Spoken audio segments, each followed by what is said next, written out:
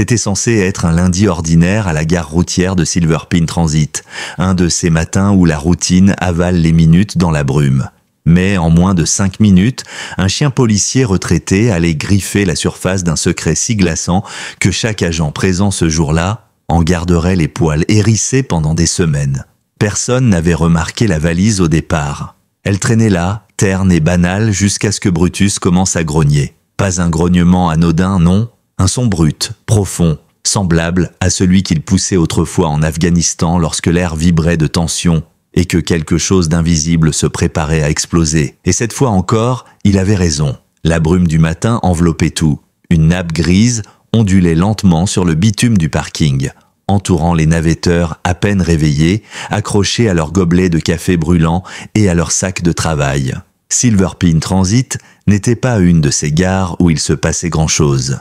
Petite, à 20 km de Fairhaven, Ohio, elle respirait la tranquillité, jusqu'à ce qu'un silence trop net s'installe. L'agente Harper Lowell se tenait contre sa voiture de patrouille, un demi-bar protéiné dans une main, la laisse dans l'autre. À ses côtés, Brutus, un berger allemand au pelage parsemé de poils argentés, l'œil encore vif et le port toujours martial, observait les alentours comme un soldat en veille. Laissez un j'aime si cette histoire vous touche et partagez vos impressions dans les commentaires en nous disant de quelle ville vous nous regardez. Maintenant, poursuivons l'histoire. Brutus n'était pas un chien comme les autres. Ancien compagnon de mission au sein des forces spéciales, il avait passé des années à flairer les explosifs, à traquer les odeurs invisibles de la mort, à se dresser entre le danger et son maître. Après 2 ans de retraite paisible, il avait été intégré à un programme pilote local censé offrir un soutien aux patrouilles dans les zones jugées à faible risque.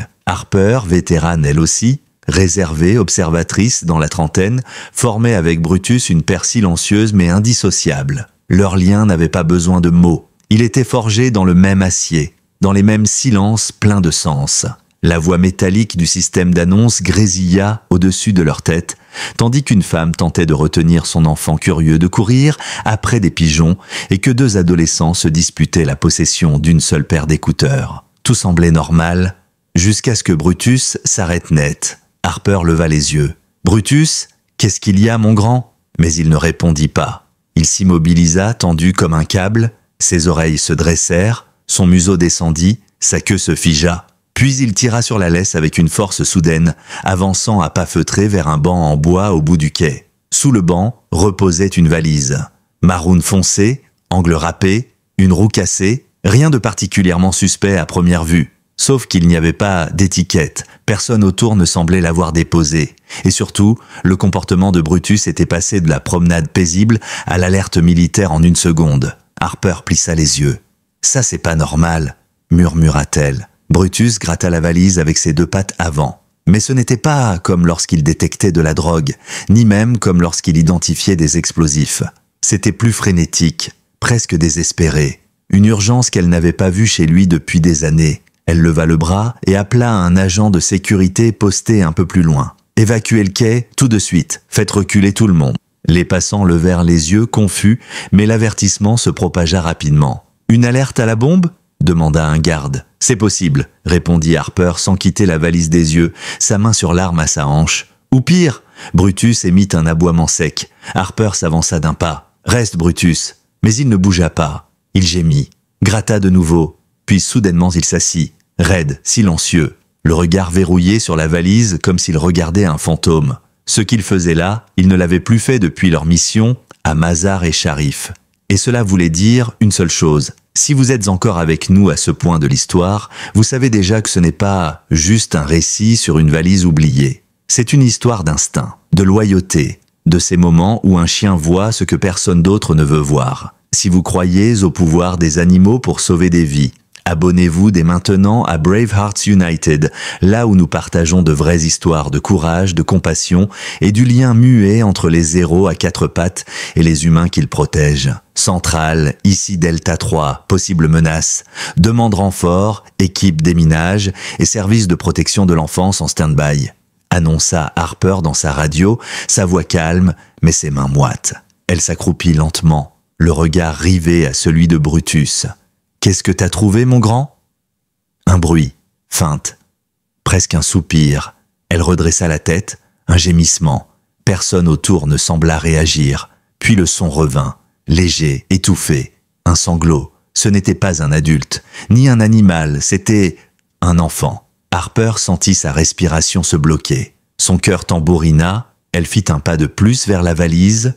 Brutus gémit à son tour, comme s'il suppliait. « Oh mon Dieu !» souffla-t-elle. « Il y a quelqu'un là-dedans ?»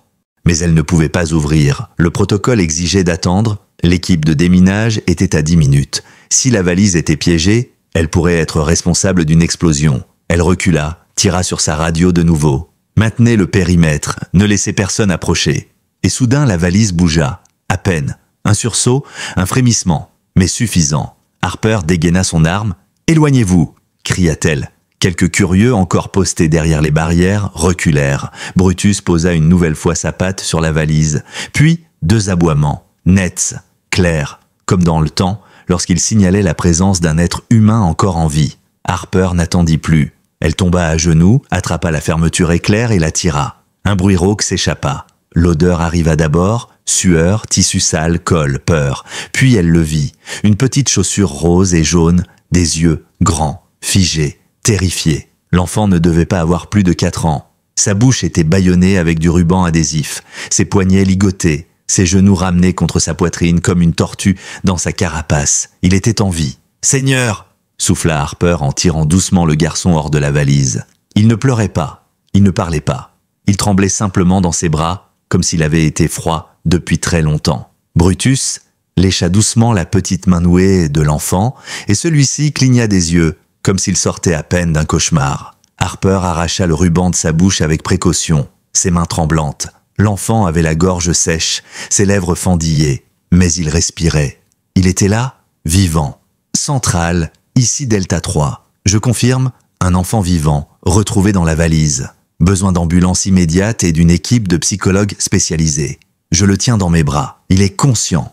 L'enfant fixait Harper, ses yeux sombres, confus, déconnectés de la réalité. « Et mon cœur !» murmura-t-elle en le serrant un peu plus fort. « Tu es en sécurité maintenant. On est là. On va te protéger. » 2 minutes plus tard, les sirènes résonnaient dans l'air. L'ambulance s'arrêta devant le quai et l'équipe médicale bondit à l'extérieur déployant un brancard. Harper refusa de confier l'enfant à quiconque d'autre. Elle grimpa dans le véhicule, Brutus juste derrière elle sans jamais quitter l'enfant des yeux. Le chien s'assit près du brancard, calme, silencieux, prêt à protéger ce petit être à peine éveillé à la vie. Tandis que les portes se refermaient, l'équipe de secours posait des questions que Harper ne pouvait pas encore formuler elle-même. Qui était ce petit garçon? Depuis combien de temps était-il enfermé? Et surtout, qui aurait pu faire une chose pareille? Pendant ce temps, à la gare, les enquêteurs arrivaient sur les lieux. Le sergent d'investigation Matthew Rayner prit la direction des opérations. « Première étape de vidéosurveillance, dit-il. On veut savoir qui a posé cette valise ici et quand. » Les agents commencèrent à passer au peigne fin les images. Harper, elle, gardait le regard fixé sur le garçon. Il ne parlait toujours pas. Il tenait simplement son poignet, fort, comme s'il avait peur qu'on l'abandonne à nouveau. Elle lui caressa doucement les cheveux. Brutus, assis à ses pieds, veillait. Aucun son ne l'échappait. Ses oreilles étournaient à chaque vibration, chaque cliquetis du métal. Le garçon ne disait pas son nom, ne réagissait pas aux questions. Mais Harper voyait les marques à ses poignets, les bleus cachés sous la saleté. Il était resté enfermé longtemps, trop longtemps. Et pourtant, il avait survécu. Il n'était pas brisé, juste fragmenté. Le médecin urgentiste de l'hôpital Mount Stone, une femme dynamique nommée Dr Lena McCarthy, accueillit le groupe en salle d'urgence. Il est stable, très déshydraté, légèrement en hypothermie, aucune fracture, mais il présente des traces nettes de contention sur les poignets et les chevilles. Pas de signe de violence interne. Harper hocha lentement la tête. « Est-ce qu'il a dit quelque chose ?» Dr McCarthy secoua la tête. « Pas un mot. Il suit du regard, réagit au toucher. Mais il ne nous regarde jamais dans les yeux. » Harper inspira profondément. « Je peux le voir ?» La médecin fit un geste de la main. « Oui, mais pas trop longtemps. Il est encore en observation. » La chambre était calme. Le moniteur cardiaque émettait des bips réguliers. L'enfant était allongé, les bras repliés contre lui, vêtu d'une chemise d'hôpital trop grande.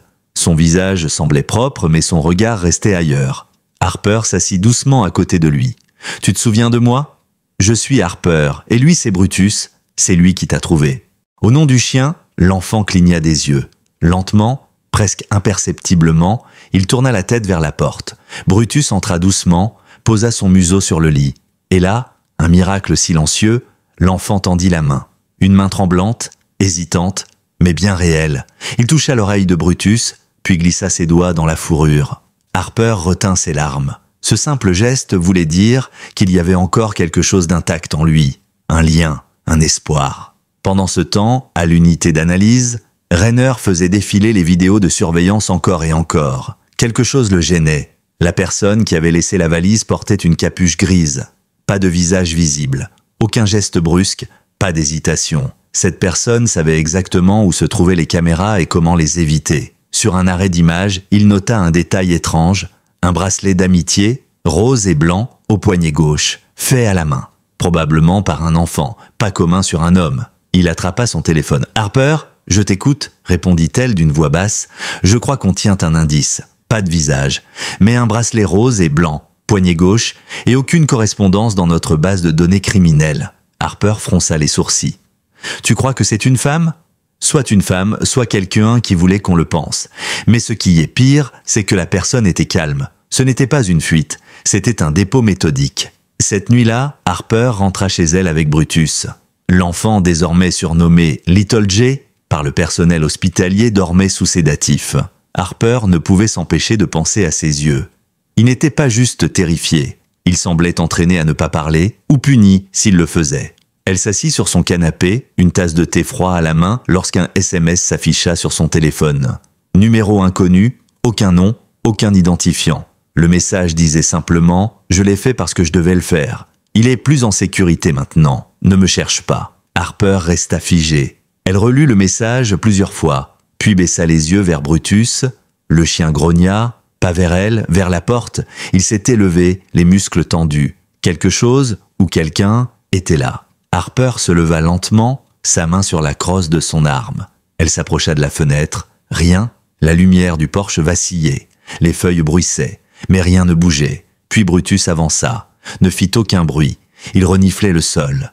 Et lorsqu'elle ouvrit la porte, elle le vit. Un colis, posé au sol, sans nom, sans adresse. Elle enfila ses gants, ouvrit lentement la boîte. À l'intérieur, un dessin d'enfant crayonné sur du papier à spirale. Un petit bonhomme à côté d'un chien. Une chaussette rose, minuscule, froissée, et une photo. Un cliché d'un enfant endormi sur un canapé bleu entouré de peluches. Il avait l'air paisible. Trop paisible pour un enfant qu'on avait retrouvé ligoté dans une valise. Derrière la photo, une note. En lettres capitales, au feutre noir, « Je l'ai protégée. Maintenant, c'est ton tour. » Harper sentit sa gorge se serrer. Quelqu'un l'observait. Quelqu'un savait où elle vivait. Mais ce n'était pas une menace. C'était un transfert de responsabilité. Une passation silencieuse. Comme une mère qui remet son enfant à une autre. Le lendemain matin, Harper retourna à l'hôpital. Elle n'avait presque pas dormi. Une demi-nuit d'insomnie, les pensées tournoyant autour de ce message venu de nulle part et du regard de l'enfant. Les infirmières l'avaient surnommé Buddy, un petit nom affectueux faute de mieux. Il ne parlait toujours pas, mais il s'accrochait à un ours en peluche que l'équipe lui avait offert. Brutus, lui, ne quittait jamais la porte de la chambre. Un veilleur à quatre pattes, silencieux et vigilant. Dr McCarthy l'attendait à l'accueil du service pédiatrique. « On a fait des analyses toxicologiques, dit-elle. Rien d'anormal, pas de traces de sédatifs. Mais on a trouvé autre chose. » Harper fronça les sourcils. « Quoi donc ? Il n'est répertorié dans aucune école publique de la région. Aucun dossier médical. Aucune photo récente dans les bases de données des enfants portés disparus. » Harper resta figé. « Vous voulez dire qu'il n'a jamais été déclaré comme disparu ?» La docteure hocha la tête. Tout laisse à penser que cet enfant a été caché volontairement depuis des années. De retour au commissariat, l'inspecteur Rainer avait transformé une salle de réunion en quartier général improvisé. Le mur face à lui était couvert de cartes, de captures de vidéos, de photos floues. Au centre, scotché en rouge, une image de la valise. Juste en dessous, écrite à la main, pas la première fois. « On a trouvé un truc dans la doublure » dit-il en voyant Harper entrer. Il tendit un sachet plastique. À l'intérieur, un petit morceau de tissu, arraché, usé. Une étiquette cousue, à moitié effacée. On pouvait encore y lire « E. Crowley ». « Tu crois que c'est le nom de l'enfant » demanda Harper. « Soit lui, soit la personne qui l'a habillé » répondit Rainer. Harper prit sa tablette, lança une recherche sur le nom, aucun résultat probant. Rainer soupira. J'ai aussi retracé l'itinéraire du bus qui a quitté la station juste après que la valise a été déposée. Si la suspecte l'a pris, elle a pu descendre à Ironvale. C'est 2 comtés plus loin. Harper se mordit la lèvre. Tu vas là-bas? Oui. Mais toi, reste ici avec le gamin. Si elle a trouvé ta maison une fois, elle peut le refaire. Et maintenant, il te fait confiance. Cet après-midi-là, Harper s'installa à nouveau auprès de l'enfant. Il fixait la fenêtre, les jambes repliées, l'air absent. Brutus, couché à ses pieds, veillait toujours. Sur la table, une compote de pommes et un pudding étaient restés intacts. Harper sortit de sa poche un dessin, celui trouvé dans la boîte. Elle le posa doucement sur ses genoux. « C'est toi qui as fait ça ?» demanda-t-elle doucement. L'enfant ne répondit pas. Mais ses doigts bougèrent. Lentement, ils caressèrent le papier. « C'est toi là, avec le chien ?» Long silence. Puis, à peine un murmure. « Rangé ?» Harper sentit son cœur s'arrêter une demi-seconde. Elle se pencha un peu plus. « Rangé ? C'est comme ça qu'il s'appelait ?» L'enfant hocha très légèrement la tête. Sa voix était cassée, usée, mais claire. Ce nom avait un poids, une émotion. Qu'il parle d'un chien réel ou d'un protecteur imaginaire, peu importait. Il avait donné un nom, il avait fait un lien.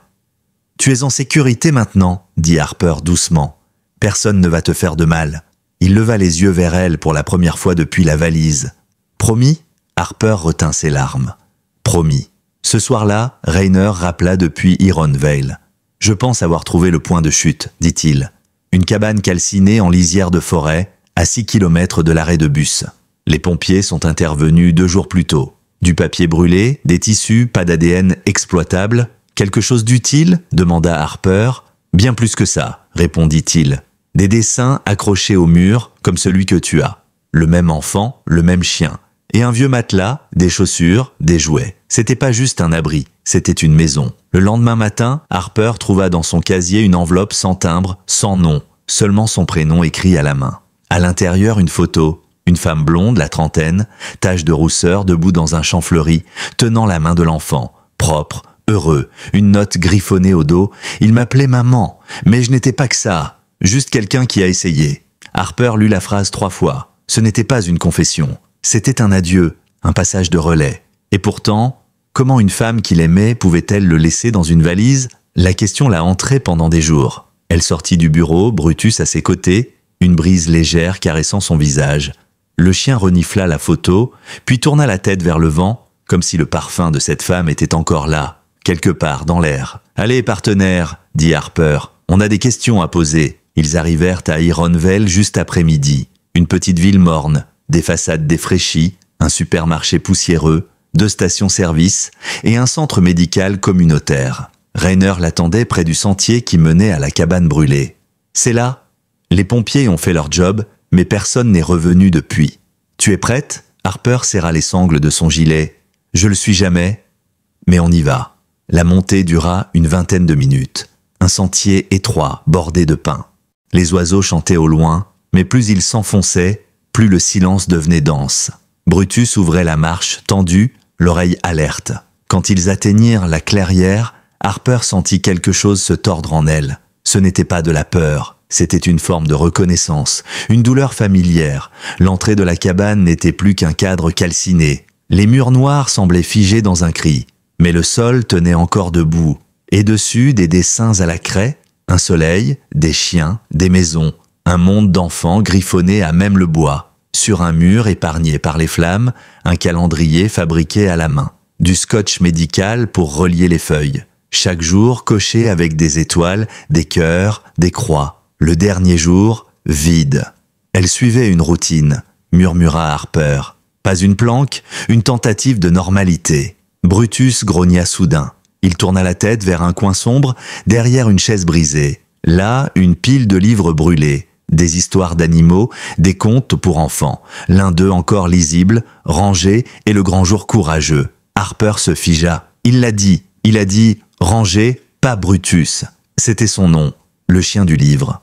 De retour au véhicule, Harper examina une nouvelle fois la photo trouvée dans son casier. Rainer s'adossa au capot de la voiture, son café à la main, l'air pensif. « Elle n'apparaît dans aucune base de données officielle, dit-il. Pas d'empreinte, pas de casier, aucun antécédent. Mais la photo a été développée dans un petit labo photo de Callahan Springs, à une quarantaine de kilomètres au sud. Harper plissa les yeux.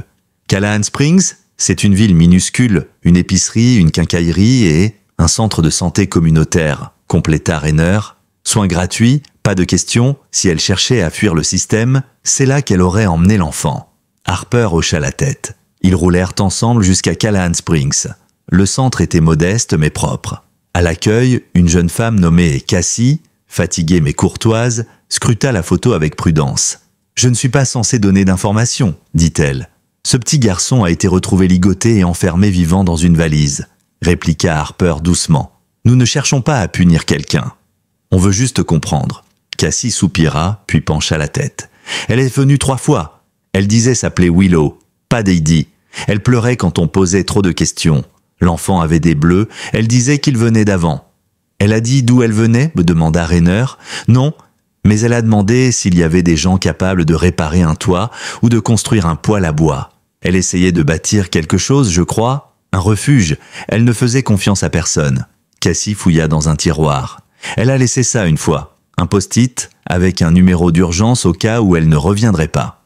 Harper photographia le numéro, 10 chiffres en coin de page, presque effacés, mais lisibles. Merci Cassie. Ce que vous venez de nous donner pourrait lui sauver la vie une seconde fois. Ce soir-là, Harper et Rainer s'assirent dans un vieux diner, un endroit figé dans le temps avec ses banquettes en cuir craquelé et son jukebox muet. 2 cafés noirs fumant sur la table. Peu de mots, trop de questions. « Tu penses qu'elle disait la vérité ?» demanda Rainer. « Qu'elle voulait seulement le protéger. » Harper observe Brutus à travers la vitre. Le chien dormait dans le véhicule, mais sa queue battait doucement. « Je ne sais pas, dit-elle, mais ce garçon, il ne réagit pas comme quelqu'un qui a été blessé par elle. Il n'a pas peur d'elle. Il ne se replie pas quand il voit son visage. Il s'ouvre. » Rainer hocha lentement la tête. Harper sortit le dessin retrouvé dans la boîte et le posa à côté de la photo. « Regarde, dit-elle, le champ de fleurs, la maison, le chien, c'est le même endroit, la même structure. Elle n'a pas disparu. Elle est restée dans le même coin, elle se cache, et si on ne la trouve pas avant quelqu'un d'autre, tu penses qu'elle est en moi qu'elle cache autre chose ?» demanda Rainer.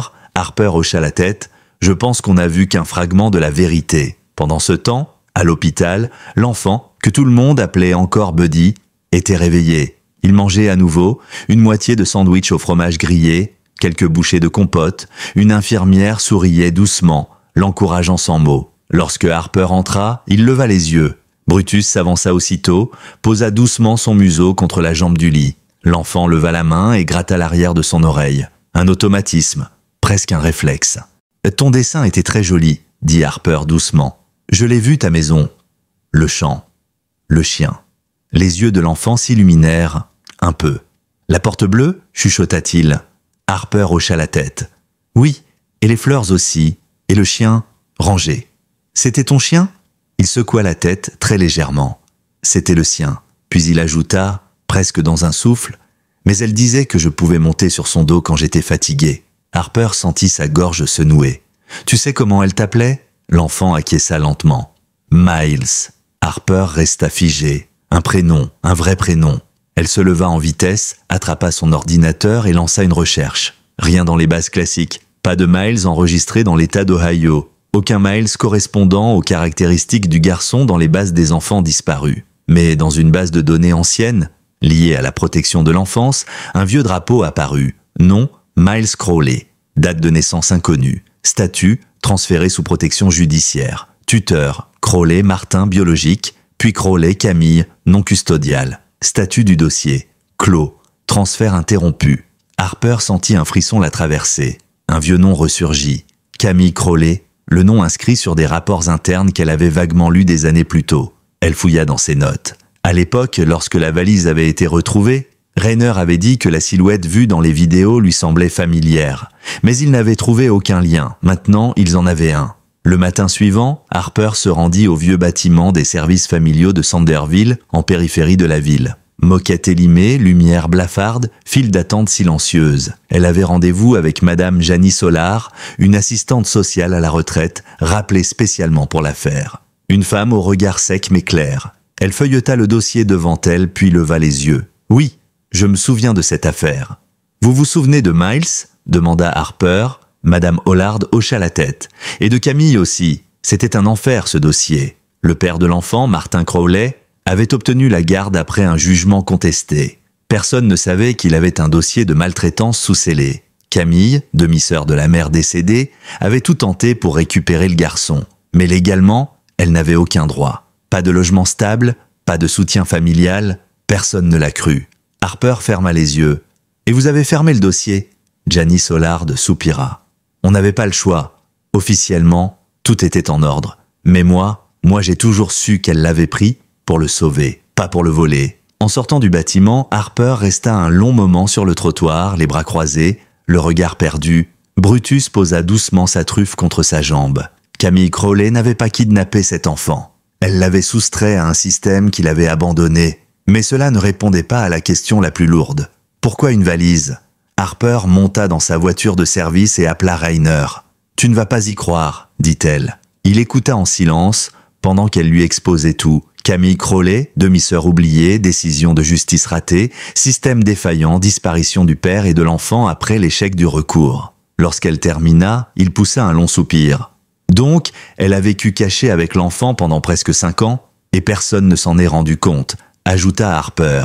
Rainer resta silencieux un moment, puis dit « Il y a autre chose. Tu te souviens du numéro trouvé sur le post-it au centre médical ? On a enfin pu trianguler son dernier signal. C'était un téléphone jetable, mais il a émis une dernière fois, il y a 72 heures, à Ravenshollow. » Harper sentit son cœur s'accélérer. Ravenshollow, une zone boisée au nord de la forêt nationale de Waverly, un endroit isolé, sans caméra, sans adresse officielle, exactement le genre d'endroit où quelqu'un comme Camille pourrait se cacher. « Tu crois qu'elle est encore là-bas ?» demanda-t-elle. « Aucune certitude, » répondit Rainer, « mais c'est notre meilleure piste. » Et Brutus semble confirmer. Il est debout depuis 10 minutes. Il grogne. Il sent quelque chose. Le trajet jusqu'à Ravenshollow prit plus de 2 heures. À mesure qu'il s'enfonçait dans les bois, le bitume laissa place au gravier, puis à la terre battue. Le GPS perdit le signal. Brutus, à l'arrière du véhicule, était éveillé, alerte, sa queue droite, ses oreilles en rotation constante.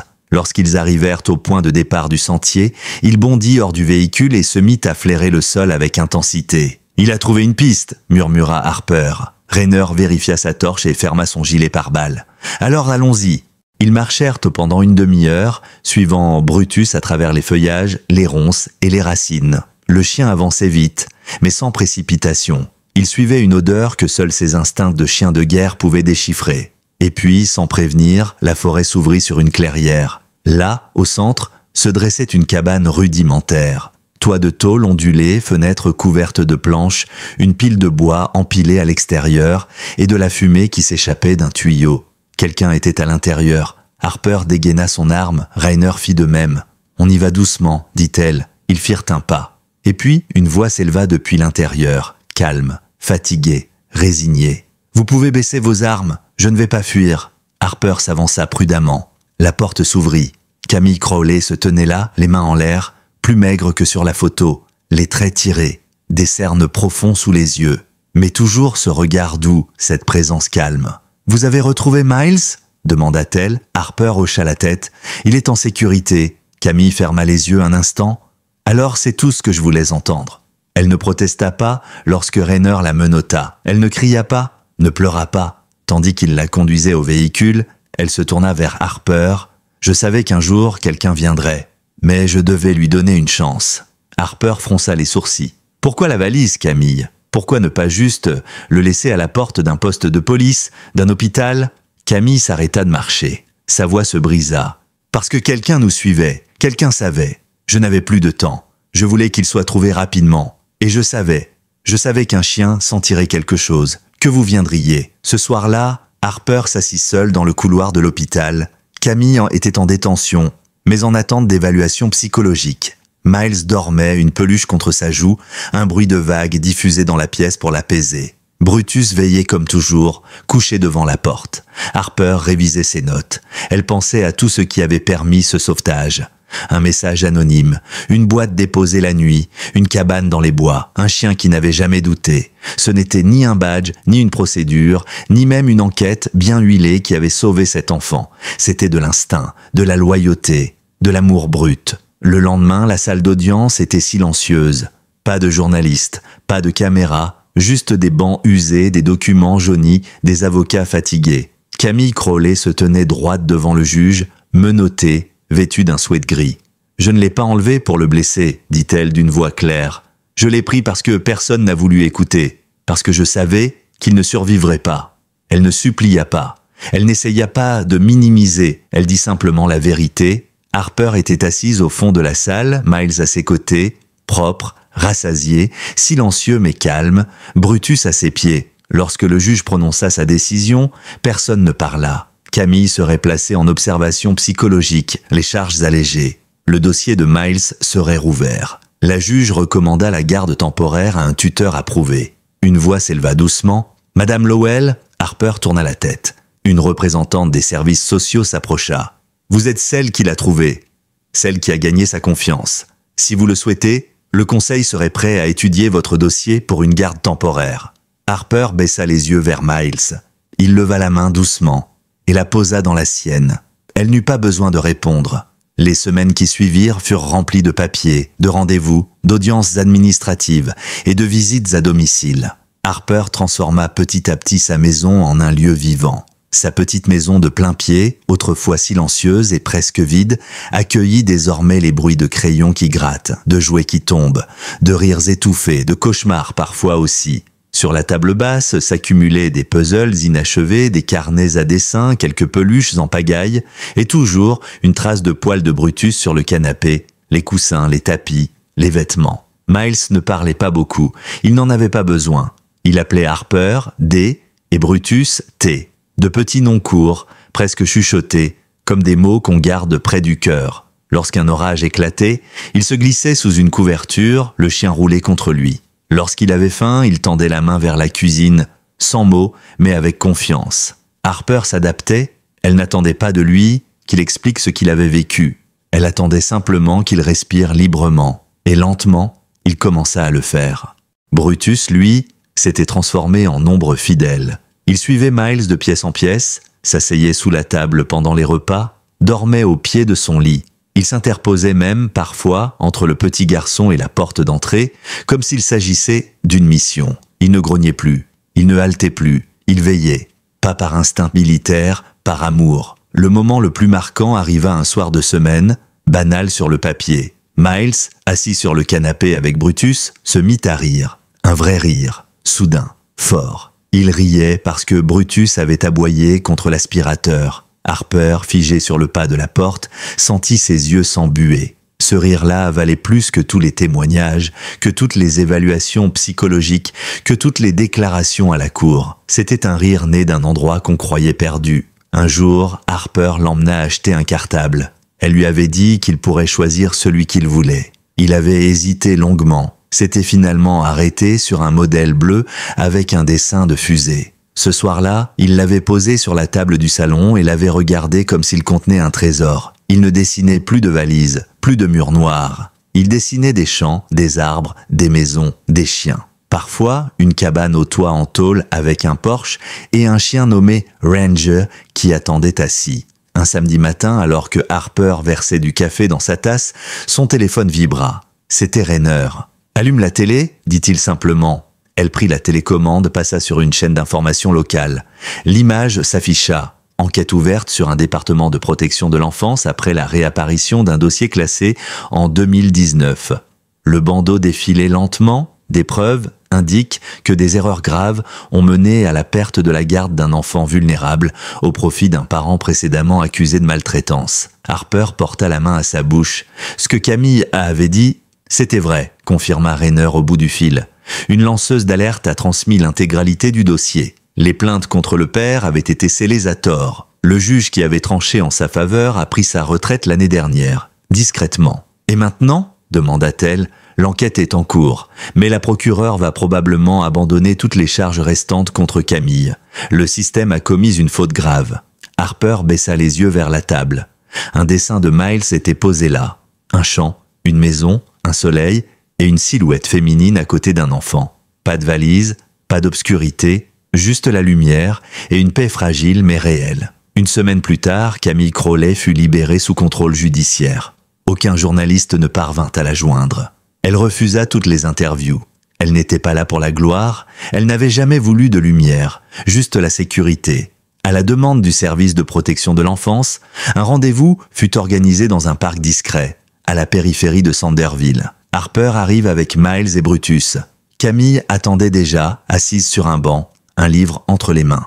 Lorsqu'elle aperçut Miles, elle se leva sans un mot, il courut sans hésiter, sans peur. Il se jeta dans ses bras et resta là longtemps, la tête enfouie dans son cou.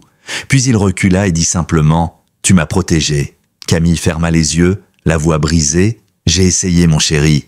J'ai fait de mon mieux ». Harper les observa depuis un banc. Brutus, lui, s'était couché près d'elle, la tête posée sur sa cuisse. Ce n'était pas un conte de fées, ce n'était pas un miracle, c'était juste une paix méritée.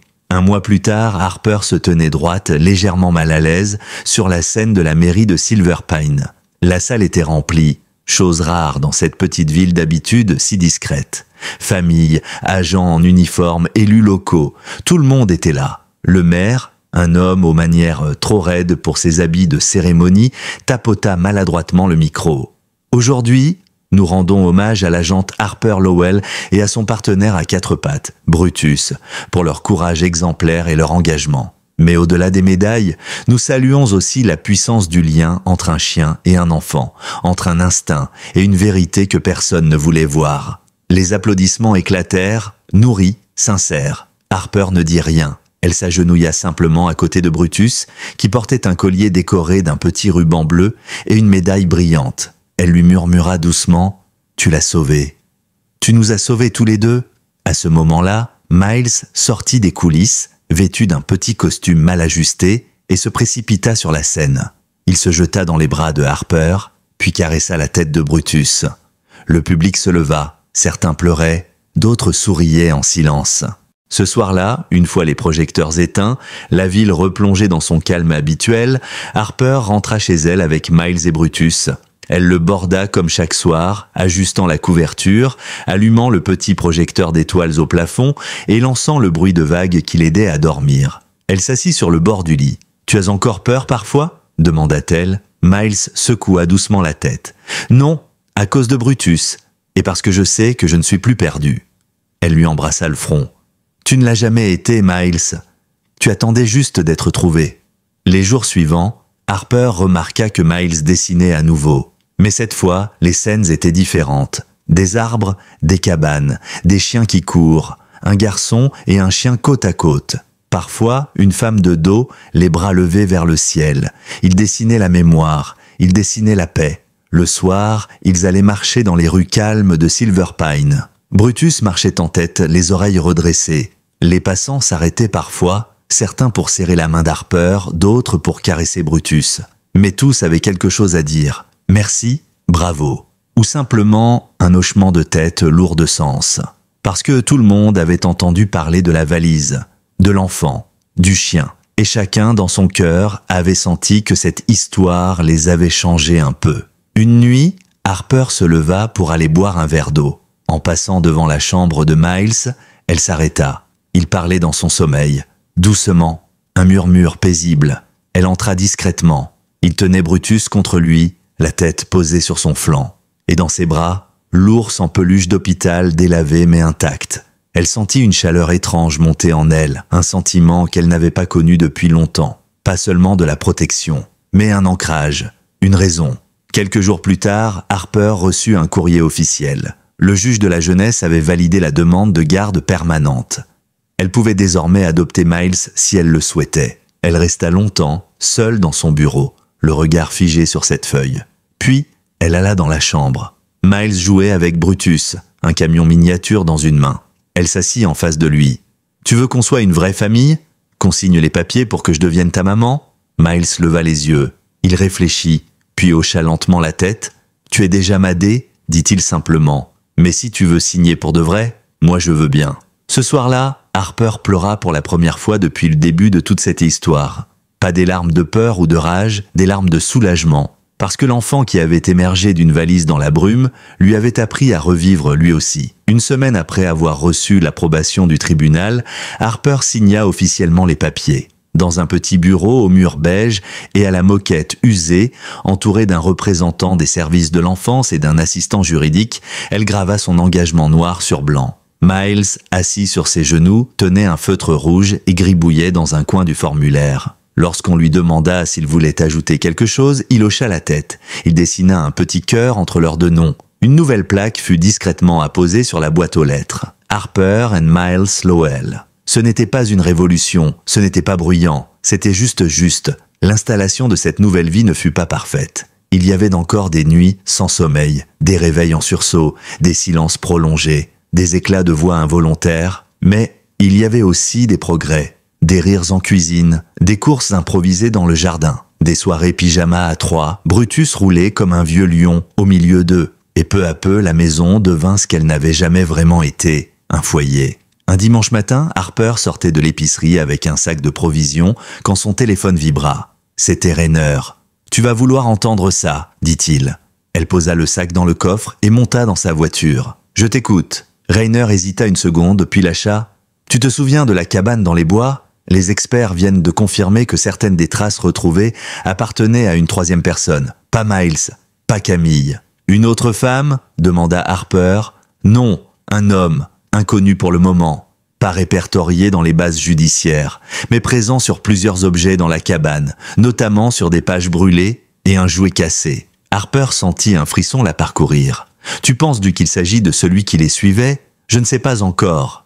Mais si Camille a eu peur au point de glisser un enfant dans une valise pour qu'il soit trouvé par un chien, c'est qu'elle sentait quelque chose venir. Quelqu'un. » Cette même soirée, Harper s'allongea sur le canapé. Miles endormi contre elle, Brutus à ses pieds. Elle repensait à tout, à la cabane, au dessin, à cette peur viscérale que Camille portait comme un manteau invisible. Il manquait encore des pièces, et certaines d'entre elles semblaient bien trop sombres pour être ignorées. Le lendemain matin, elle retourna à la clairière de Ravenshollow avec Rainer et une équipe réduite. Il n'avait pas plu depuis plusieurs jours. Le sol était sec. Sous le plancher de la cabane, ils trouvèrent un renfoncement caché par une trappe bricolée. À l'intérieur, un sac plastique rempli de carnets, certains à moitié brûlés, d'autres trempés mais lisibles. Sur la première page d'un des cahiers, une écriture fine et penchée, « Journal de Camille », commencé le 4 mai, pour ne pas devenir folle. Ils emmenèrent les carnets en salle sécurisée. Harper passa la soirée à les lire page après page. Les débuts étaient chaotiques, des pensées confuses, une peur constante, des ratures partout. Mais rapidement, un fil clair se dessinait. Camille avait fui après une altercation violente avec le père de Miles. Elle avait tenté à plusieurs reprises d'alerter les autorités. En vain. Elle écrivait « Ils ne m'écoutent pas. Je ne peux pas leur laisser Miles. Je préfère vivre dans une tente qu'assister à sa destruction. » Puis venaient les mois d'errance, les nuits glaciales, les repas pris dans des parkings, jusqu'à ce qu'elle trouve Ravenshollow. Un paragraphe attira particulièrement l'attention de Harper. « Il y a quelqu'un ? Je le vois parfois, au bord des arbres, toujours seul. Il me suit, pas un randonneur. Il ne cherche pas à parler, il attend. J'ai vu ses yeux une fois, vides. Et plus loin, je n'ai plus de choix. Si je me fais prendre, il pourra revenir. Si je l'envoie quelque part visible, un endroit qu'un chien remarquera, peut-être qu'il sera enfin en sécurité. » Harper referma le carnet et ferma les yeux. Camille n'avait jamais eu l'intention d'abandonner Miles. Elle avait agi par peur, un instinct désespéré. Et cela avait fonctionné. Mais cela soulevait une autre question. Qui était cet homme dans la forêt ? Dans les jours qui suivirent, Rainer fit recouper les échantillons ADN et lança une recherche dans des bases militaires, pénitentiaires et même de centres de réhabilitation privés. Rien. Cet homme n'avait pas de passé officiel. Ou il l'avait effacé. Mais une chose était certaine, Camille l'avait vu, elle l'avait craint. Et maintenant qu'elle était libre, peut-être pouvait-elle en dire plus. Harper demanda un rendez-vous. Le centre de réinsertion où Camille avait été placée temporairement était discret, calme. Elle la retrouva assise sur un banc, un livre sur les genoux. Camille leva les yeux. « Vous avez lu mes carnets ?» Ce n'était pas une question. Harper s'assit à côté d'elle. « Oui, et on a besoin que vous nous disiez qui il était. » Camille hocha la tête, mais resta silencieuse un moment. Puis, d'une voix douce, elle dit « Je ne connais pas son nom, mais il était là. Il ne me suivait pas pour nous aider. Il voulait Miles. » Harper fronça les sourcils. « Pourquoi ?» Camille se tourna vers elle. « Parce que Miles n'est pas un enfant comme les autres. Il retient tout. Les mots, les voix, les visages. Il a une mémoire photographique. Même bébé, il faisait des gestes comme s'il comprenait ce qu'il entendait. Et Martin, son père, n'était pas juste violent. Il faisait partie de quelque chose que je n'ai jamais su nommer. Mais je sais que Miles a vu des choses qu'un enfant ne devrait jamais voir. Harper sentit son estomac se nouer, la valise, le silence, le regard vide. Et maintenant, cette révélation. Peut-être que Miles n'avait pas seulement été victime d'une négligence familiale. Peut-être qu'il détenait des souvenirs dangereux. Harper rentra chez elle le cœur lourd. Elle aurait voulu croire que l'histoire était bouclée, que Camille allait pouvoir reconstruire sa vie et que Miles pourrait tourner la page.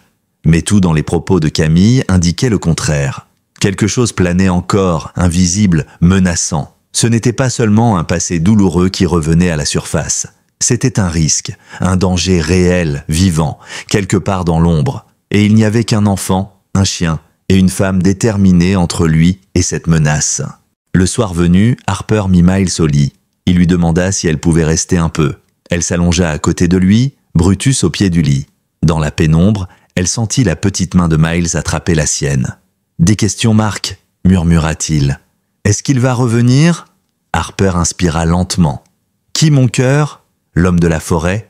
Celui avec la casquette noire. Elle se figea. Elle n'avait jamais parlé de la cabane, ni du carnet, ni du regard vide dont Camillan avait parlé. « Tu te souviens de lui » demanda-t-elle calmement. Il hocha la tête. « Il m'a regardé un jour.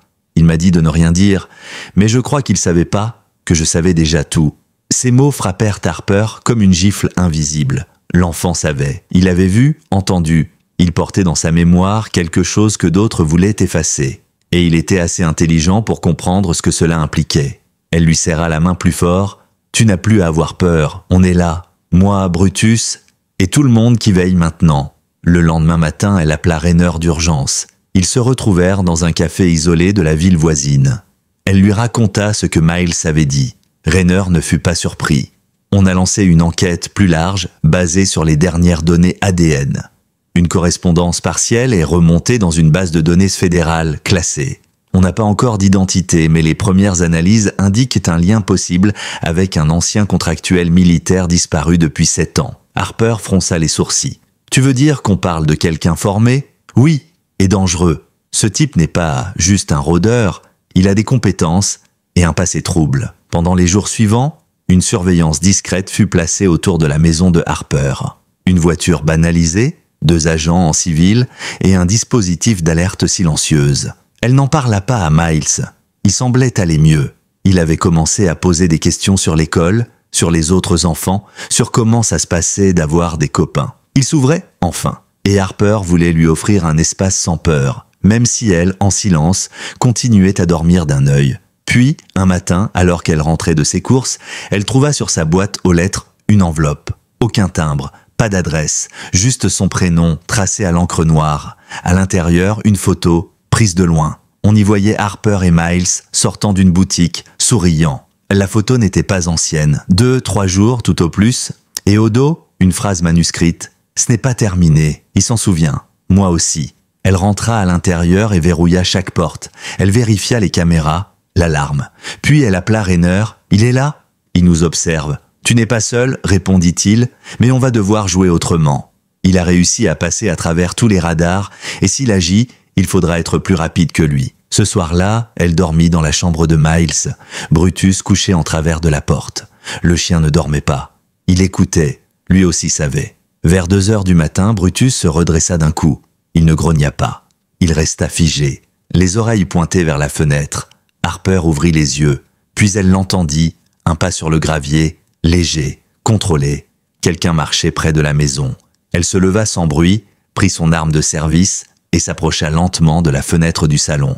Rien à première vue, puis, au niveau de la clôture, une silhouette, vêtue de noir, immobile. L'homme fixait la maison, Harper resta à l'ombre, le cœur battant. Il n'essayait pas d'entrer, il observait. Puis, comme s'il avait senti qu'il était repéré, il recula lentement, se fondant dans l'obscurité. Le lendemain matin, les agents relevèrent des empreintes. Mais elles étaient incomplètes, et les caméras n'avaient rien capté. Leur signal avait été brouillé. Rainer secoua la tête. Il sait ce qu'il fait. Ce type est une ombre. Il joue avec nous. Harper jura intérieurement. Elle avait cru que l'histoire se terminerait avec un jugement, une adoption, une médaille. Mais il restait une dernière ligne à écrire, un dernier face à face. Et elle savait déjà que Brutus serait prêt. Harper savait qu'elle ne pouvait plus attendre. Elle appela Camille. Cette fois, ce n'était pas une visite de courtoisie. Elles se retrouvèrent dans un petit bureau sécurisé du centre de réinsertion. Camille avait le visage plus creusé, mais ses yeux, eux, étaient déterminés. « Il est venu chez moi, Camille. Pas pour entrer, juste pour regarder, pour nous rappeler qu'il est là. » Camille baissa les yeux. Je savais qu'il finirait par revenir.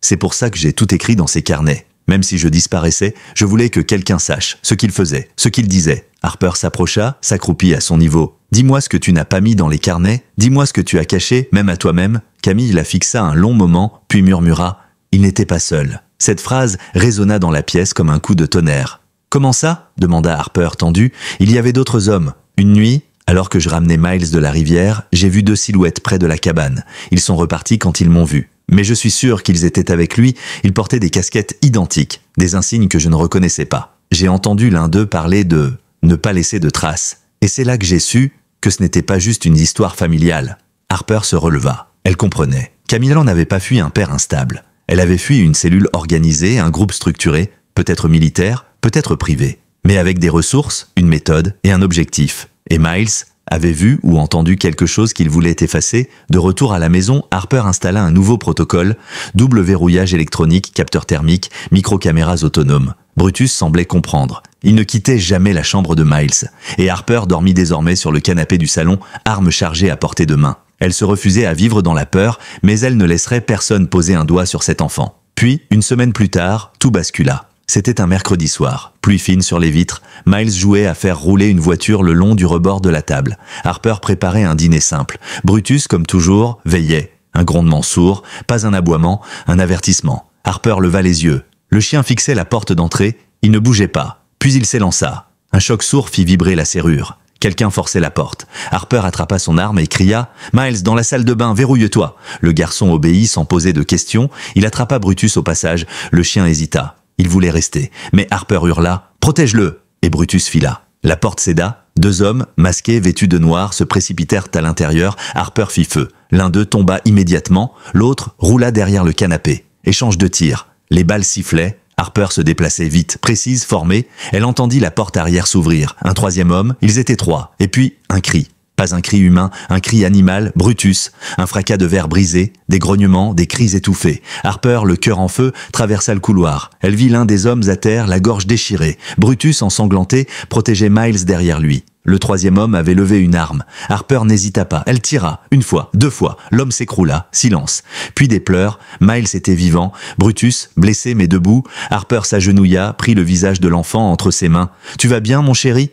Il hocha la tête, tremblant. Il regardait Brutus. Le chien haletait, une patte levée, du sang sur le flanc. Harper se pencha sur lui. « Tu restes avec moi, t'as compris ? Tu restes. » Les sirènes résonnèrent au loin. Le reste arriva vite. L'intervention de la police, les ambulances, Rainer, les yeux fous, qui attrapa Harper dans ses bras. Les agents scientifiques qui balayaient la maison. 2 assaillants morts sur place. Le 3e, grièvement blessé, mais en vie. Il fut transporté d'urgence à l'hôpital sous escorte armée. Miles ne lâchait pas la patte de Brutus, même dans le camion de secours. Harper, couverte de poussière et de sang, tenait les deux comme si sa vie en dépendait. Et quelque part, c'était peut-être vrai. À l'hôpital vétérinaire de Fairbridge, l'atmosphère était silencieuse, tendue. Brutus avait été conduit en urgence dans le bloc opératoire. Un des assaillants avait réussi à le frapper à bout portant juste avant de s'effondrer. Miles, enroulé dans une couverture d'ambulance, attendait dans la salle les yeux rivés sur la porte. Harper, assise près de lui, n'avait pas dit un mot depuis leur arrivée. Elle fixait ses mains tachées de sang, tremblantes malgré elle. Puis, enfin, une vétérinaire au regard doux sortit du bloc, masque encore autour du cou. Il a perdu beaucoup de sang, mais la balle n'a touché aucun organe vital. Il est solide, votre chien. Très solide. Miles sauta de sa chaise, pleura sans un bruit. Harper se leva lentement, une main sur sa bouche. Elle ne savait pas si elle devait rire, pleurer, s'écrouler. Elle fit les 3 à la fois. Ils purent y entrer quelques heures plus tard. Brutus dormait profondément, perfusé, le flanc bandé, mais ses oreilles frémissaient à la voix de Miles. Le garçon approcha doucement, posa une main sur la tête du chien. « Je t'ai attendu. T'as pas le droit de partir, pas toi. » Et Brutus, lentement, ouvrit les yeux. 2 jours plus tard, le 3e agresseur sortit du coma. Il fut immédiatement interrogé sous haute surveillance. Et ce qu'il révéla glaça le sang de tous les enquêteurs impliqués. Ils n'agissaient pas seuls.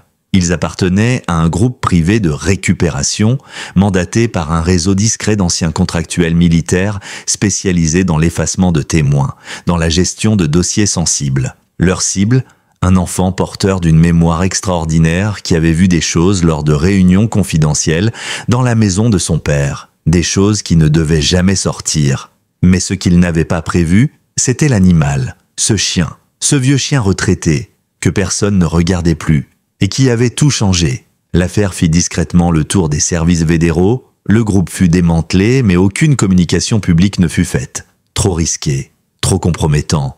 On enterra les noms, les visages, les missions. Mais pour Harper, Rainer et ceux qui avaient risqué leur vie, l'important était ailleurs. L'enfant était vivant, libre, en sécurité.